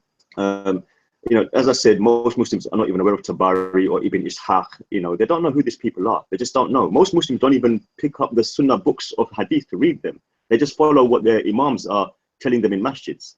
And this is the sad state of Islam today. Look, you know, in my last time I was on your show, I mentioned that when I was in Arabia, yeah, and this part didn't actually come out. You know, obviously you cut the show down to 1 hour 25 minutes. You uploaded the first 1 hour 25 minutes because Gab shared something which was copyright and he didn't want it to go on, and I can understand that. So I'll repeat it here for the audience. When I was in Saudi Arabia in 2006, I saw racism. I knew it wasn't Islam. And when I confronted the police officers who were being racist to the African lady who was sitting there in the alleyway minding her own business in Ramadan, and it was iftar time, which means the time when you can eat, and she had nothing to eat and she was cradling her little baby. Mate, I tell you what, this makes me really sad to talk about it. She was cradling a baby and I was walking through the alleyway. The police didn't see me and my friends. I had two friends with me, right? Yahya ibn Dawood, yeah, and Hafiz Asif, right? And these two guys were with me and we were walking through the alleyway and it was a dark alleyway, no lights, okay? So the police obviously didn't see me and she was right on the edge of the alleyway where the main street is. So they saw her. And as they saw her, they booted her with their big boots. One of them booted her and the baby came flying, and she was asleep. So the baby came flying out of her hands and she woke up and she caught her baby before it smashed onto the concrete floor. When I saw this, I lost the plot. First of all, violence against women, I can't handle it. I'll go nuts. I will go nuts. Secondly, racism, I can't stand it because I know what it's like to suffer it. Yeah. So there are plenty of people in the United Kingdom, every single person who's from an ethnic minority in the UK, who's been alive since the 1970s or even before that, has suffered racism at some point in their life. I do not believe they have not. I believe they all have, because I've seen everyone I've spoken to from minority groups say they have suffered racism in some form or the other. So for us to be racist is kind of counterproductive. Having said that, it does exist. Sadly, it does exist. Crazy, huh? But let me explain this now. The woman, her baby came flying out of her hands. She caught the baby before it fell on the floor. I went nuts to the police officer and I ran down the alleyway and my mates were basically following behind me. And I pushed this police officer. Didn't realize he was with another police officer. The other police officer pulled out his big rifle and pointed it to my head. And I said to him, go on then, shoot me, bro. Shoot me. My head's right here. Shoot me. Yeah. And he started talking to me in Arabic, asking me who I am, where I'm from. I said, Anglesi. And I said, yes, Anglesi, which means I'm English. And because I said that, he asked me passport. So I pulled my passport out, I carried it everywhere with me, and the gun came down. And I thought, bloody heck, what kind of racism are you? Bow to the imperialism, to the imperial blinking powers? You're Arabs here, what the hell are you doing? So I started having to go at them, right? And all the shopkeepers saw my vigilance, and they also summoned the strength to come out and face the police. The two police officers were mobbed. The poor lady, meanwhile, she was picked up, her baby was picked up, she was taken to a restaurant and fed. She was taken to a restaurant and fed. Racism does exist, but it's not an Islamic teaching. What I found is that the House of Saud, and I'll tell you something, a lot of Muslims will agree with me on this. The House of Saud, which is the ruling kingdom over Arabia, do not represent Muslims. They do not represent Islam. They are a punishment towards the Muslims for letting ourselves become ignorant in the modern age. That is the truth. And the same thing happened to the children of Israel. The same thing's happening to us now as well. And I'm doing this, I know this because I do comparative history and comparative religion as well. And you know what? My main study is eschatology, which in Islam is called, or in Arabic is called ilm al-akhir al-zaman. Yeah, the knowledge of the end times. Bro, that's my main study. And I can clearly see the narrative, what's happening here. So I combine historical elements with religious elements to try and find a timeline of history in which we stand today to know where we're going tomorrow. And that's how it is, brothers. So, you know, what I would say is that you are right, Kalam, that there are racists there are racist Muslims, like there are racist, Christians, like there are racist Jews, like there are racist Kemet people, like there are racist Africans, like there are racist Chinese, like there are racist Russians. There's racists in every single race, every culture, every system. But it does not define who we are.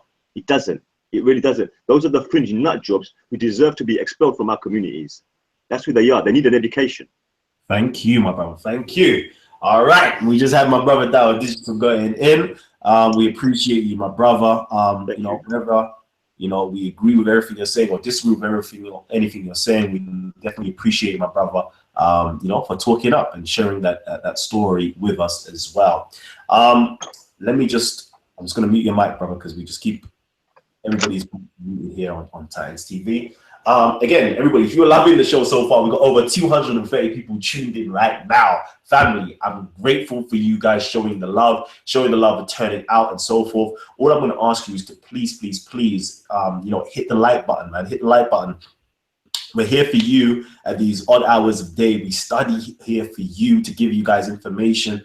Please, man, please. I want to see the likes rise. We've got 68 likes right now, and we've got 230 people tuned in. Please just hit the like button, and get up in this, man. Get us up, because we love your support.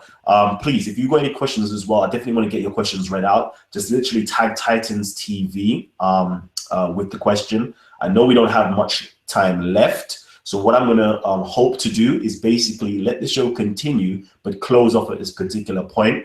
So it's a nice show. So everybody can kind of watch. I know we've already passed the 1 hour 30-minute mark. So let me just, quote a few other things that I think I needed to quote. I've done what's his name? Tabri.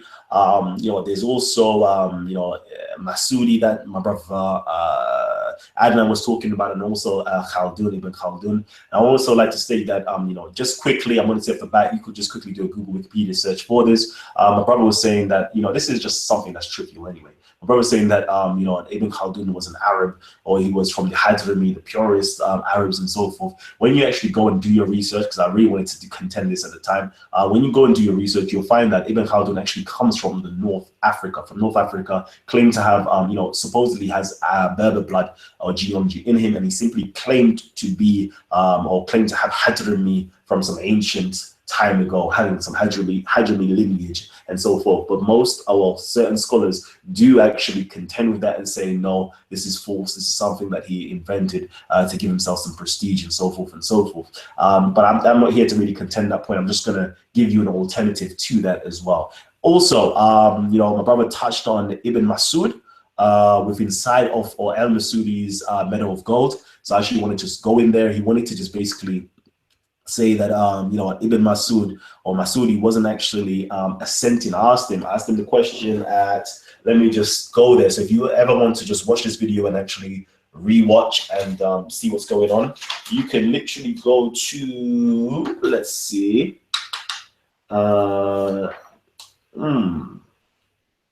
okay, so are you willfully being ignorant? 32-minute mark. No, sorry, go to the 27-minute 05 mark, okay? 27-minute 05 on, Brother Saeed's channel, Speaker's Corner, official Speaker's Corner, and you'll see it, 27-minute 05. This is literally the 16th question I've asked Brother Adnan Rashid. I said, was Masudi assenting to Galen, okay? And then also I restated the challenge of 30-minute mark, and the 32-minute mark, I said, are you willfully being ignorant about what Masudi was saying about the 10 characteristics and so forth? So right here, I'm just bringing it up. This is on page 178 of Masudi's Medal of Gold. It says here, the Hindus are distinct from other black nations as the Zanj, okay?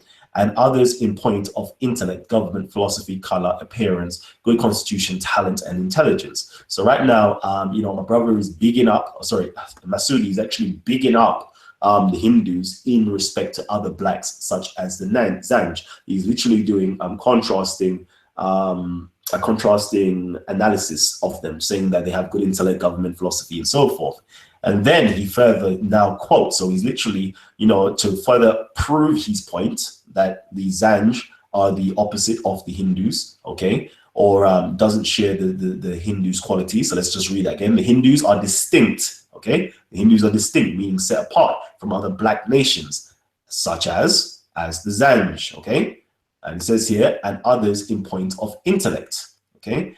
Government, philosophy, color, appearance, good constitution, talent, and intelligence. So now he goes on to state Galen. So he's now using an authority, okay, to further prove his point. When you're citing from somebody, you're trying to appeal to authority now. So you're quoting Galen, says that Negroes have 10 qualities, and so forth, so forth, so forth, which I've already stated within the video. And he's now saying, but no, look at that. You know, that's Galen's work. Again, you know, this is nothing to do with there's nothing to do with Islamic literature and so forth. He's simply quoting Galen. No, he's using Galen as an authority as to why his premise is the Hindus are distinct from other black nations such as the Zanj, praising the Hindus to say they have good intellect and so forth, whereas the Zanj is contrasted to say that they don't have such and such by using Galen. Okay, that is what was taking place there. Then he now talks in his own words, follows the organizational body. If there is nothing in the way, okay, so now it says, so it is with the Zanji, his country being very hot, the heavenly bodies exercise their influence upon it and predisposes in humors a tendency to go to the upper parts of the body. Hence, their eyes are large, the lips thick, the nose flat and big, and the head high. The crisis of the brain is therefore out of proportion. I will repeat. The crisis of the brain, this is Masudi speaking now. This is not Galen, okay? It's not Galen speaking. This is Masudi speaking. It says here, the crisis of the brain is therefore out of proportion, and the mind cannot perfectly manifest its actions. The nicety of distinctions and the actions of the understandings are confused, okay? That is what he is saying about black people and using pseudoscience to justify why black people are less intelligent, more confused, etc., which is supporting or utilizing what Galen is talking about and what he's stating about black people, okay? He's trying to, present an argument that black people are confused, they're less intelligent, they're stupid due to the levity of their brains and so forth. So we can clearly see this is actually Masudi's work, okay? So let's not play the game and say, no, he's just simply quoting Galen. No, he's actually trying to prove the point that black people are inferior. He's trying to prove the point that black people are less intelligent to other blacks, namely the Hindus. They are a different type of black. They're distinct from the blacks such as the Zanj, who are less intelligent and so forth and so forth. So we can clearly see just by quoting two literatures, Adnan, okay, these are Islamic scholars, okay? These are Islamic scholars quoting these things. Even though, let me just go even further, because you think as though, he's not assenting to it. I asked you the question, is he assenting to this? And he's like, no, he's not assenting. He's just simply quoting. Okay, so it goes on to say here, he exercised his influence upon the Zanj and the slaves, okay? So the Zanj and the slaves are influenced by Saturn. This is the planet, so this goes into astronomy a bit. And to him, lead and iron are sacred. And then he further quotes another group of people, Tawuz el-Yamani, the companions of Abdullah ibn al-Abbas, would not eat any meat slain or sacrificed by a Zanji. He used to say a Zanji was a hideous slave. We have heard that Abul Abbas al-Rahdi Ibn al-Muqtadir would never take anything from the hands of a black man, saying he was a hideous slave. I do not know whether he has initiated Tawuz in his system or in a sort of philosophical and religious sect. Okay, and then it continues to say Amir ibn Jahiz wrote in the book National Pride of the Negroes and their disputes with the white men, etc., etc. So we can clearly see, okay, this is actually, all right, my page has not been shared all this time. Oh, never mind. I thought I was sharing my page. So we can clearly see, okay, we can literally clearly see that this is Masudi talking. And we can clearly see these are derogatory words being used against black people, trying to prove their inferiority, trying to prove that they're slaves, trying to prove their mental capacity, less intelligent. Sorry? Yeah, the Zanji. Sorry? I was one black group, many black groups that is coming together. Not all black groups in Africa. You know that, right? Of course, I definitely do know that. This is the Zanji. First of all, look, you know, and even in our history today. Before you go in, my brother, what I'm saying is that, you know, I'm going to give you the opportunity, my brother, please. Okay, sure. Opportunity, okay? On Talk with Titans, we have 3 rules. Okay, 3 rules to keep your mic muted at all time. Rule number 2 is to respect other people's cipher, especially our Titans when they're speaking. So never to interrupt them. So just, you know, keep your mic muted. And the 3rd rule is please no profanity. We have children viewing these shows. So these are my 3 rules that we have on the show to keep the order. So what I would like to do is invite my brother Gabs back on real quickly before we close down this particular section of the show. So if you have anything to say, please say it now, and we could do a separate show. We're going to continue this show, obviously, but we're going to do a second show and cut this off. Yo, peace. I was gonna say, yeah, peace to the brother Dawa Digital, and I think the other brother that just came on as well.